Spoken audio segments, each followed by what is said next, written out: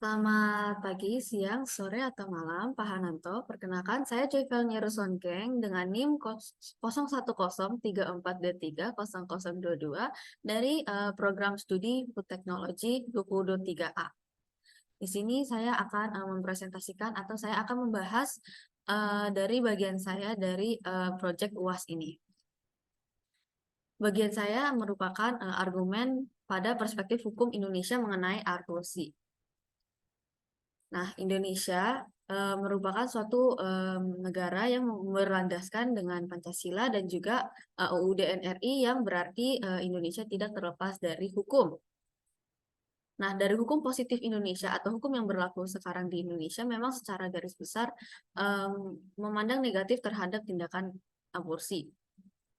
Hal ini diperkuat atau ditekankan oleh UU Pasal 1 Ayat 1 Nomor 39 Tahun 1999 mengenai hak asasi manusia, serta UU Pasal 53 yang berbunyi bahwa setiap anak sejak dalam kandungan berhak untuk hidup, mempertahankan hidup, dan meningkatkan taraf kehidupannya.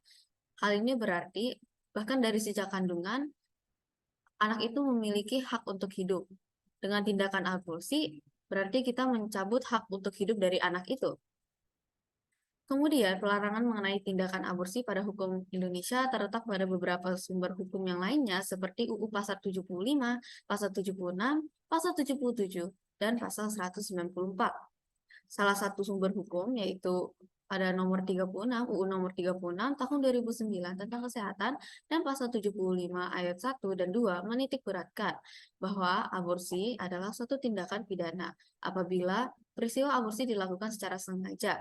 Namun, karena Indonesia mengedepankan adanya hak asasi manusia, Indonesia pun juga memperbolehkan aborsi dalam beberapa kasus pengecualian.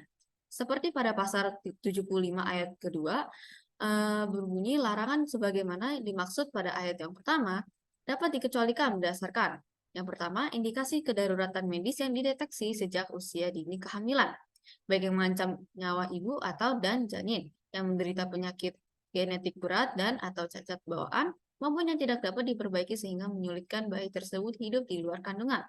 Atau yang kedua, kehamilan akibat perkosaan yang dapat menyebabkan trauma psikologis bagi korban perkosaan.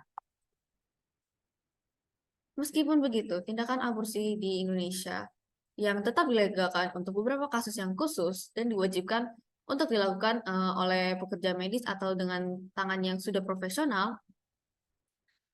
Kalau misalkan hukum ini dilanggar, maka sanksi yang akan diterima oleh pelaku yang melanggar hukum tersebut sudah diatur di berbagai pasal KUHP seperti pasal 283, 299, serta 346 hingga 349 KUHP.